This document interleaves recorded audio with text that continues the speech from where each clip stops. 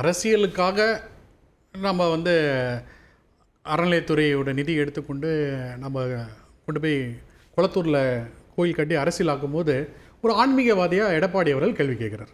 அதில் என்ன அரசியல் இருக்குது? கல்லூரி தானே. அதுதான் இப்போ சாரும் சொன்னாங்க. இப்போது நம்ம ஃபண்டமெண்டலாக 2-3 இதுக்கு இப்போ கல்லூரி கட்டுவதற்கு யாருமே அப்ஜெக்ஷன் கிடையாது. சரி. ஏன்னா தமிழ்நாட்டில் அவசியம் தேவை. நம்ம முன்னேறி கொண்டு இருக்கிறோம். அப்படி இருக்கிறச்சு 2-3 நம்ம ஸ்டாட்டிஸ்டிக்ஸ் பிரகாரம் இன்னைக்கு தமிழ்நாட்டில் கிட்டத்தட்ட 15,000 பர்மனன்ட் ஆசிரியர்கள் இருக்க வேண்டிய இடத்துல 5,000 ஆசிரியர்கள் தான் இருக்காங்க. சரி. இதெல்லாம் அரசு கல்லூரிகளில் இருக்கக்கூடிய நிலை.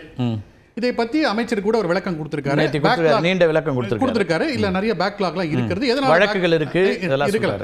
அப்போ நீங்க புதுசா ஒரு கல்லூரி ஆரம்பிச்சு எப்படி ஆசிரியர்கள் நீங்க நியமனம் பண்ண முடியும் சொல்லுங்க? ஆல்ரெடி இருக்கிற பேக்லாகே உங்களுக்கு இருக்கு. அந்த பேக்லாக கிளியர் எதை கட்டி செயல்பட்டு கொண்டிருக்கக்கூடிய கல்லூரிகள் வாதம் எப்படின்னா, புதிய கல்லூரிகளுக்கு உங்களுக்கு ஆசிரியர்களோ இது பணியாளர்கள் எப்படி கிடைப்பாங்கன்றீங்க. ஆனா அறநிலையத்துறையிலிருந்து கல்லூரி கட்டுறது தான் சிக்கலா அல்லது புதிய கல்லூரிகள் கட்டுறதே சிக்கலா தான் சொல்றேன். ஏன்னா அதுக்காக தான் பள்ளிக்கல்வித்துறை இருக்கிறது, உயர்கல்வித்துறை இருக்கிறது. அவங்க அதை தான் ரெகுலேட் பண்றாங்க, அதை தான் பார்த்துட்டு இருக்காங்க. அப்படி இருக்கிறச்சு இது நீங்க கொண்டு போய் கொடுத்தாலுமே இது ரெகுலேட் பண்ணி கொடுக்க போறது உயர்கல்வித்துறை கிட்ட தான் வரப்போகுது. அந்த கல்லூரிகள் நீங்க இதே கொடுக்க தான் போறீங்க.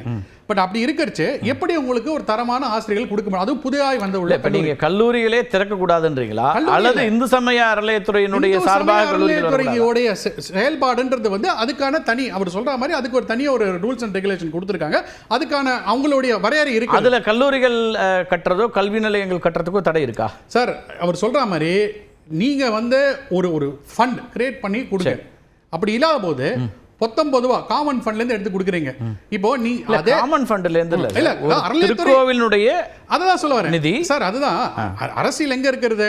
கபாலீஸ்வரர் கோயிலுக்கு சொந்தமாக மயிலாப்பூர்ல பல ஏக்கர்ல நிலம் இருக்கிறது, பல இடத்துல மீட் இருக்காங்க. சரி. அப்படி இருக்கிறச்சு அங்க ஒரு கல்ச்சரல் சென்டர் கூட கட்ட போறேன்னு சொல்லியிருக்காங்க. அதுக்கு ஒரு இஷ்யூ ஓடிட்டு இருக்கு. அப்படி இருக்கிறச்சு நீங்க எங்க போய் ஆரம்பிக்கிறீங்க? அரசியலுக்காக என்ன பண்றீங்க? போய் குளத்தூர்ல ஆரம்பிக்கிறீங்க. இத எப்படி பாருங்களேன். நான் என்ன சொல்றேன், நீங்க சொல்றது ரைட். நான் என்ன சொல்றேன், இத நீங்க சொல்ற விமர்சனம் இத நான் கொண்டு போய் நேரா எடப்பாடி இந்த கோயில் இந்த கல்லூரி அமைச்சிருந்தாருங்களே, பெரிய விஷயம் அது.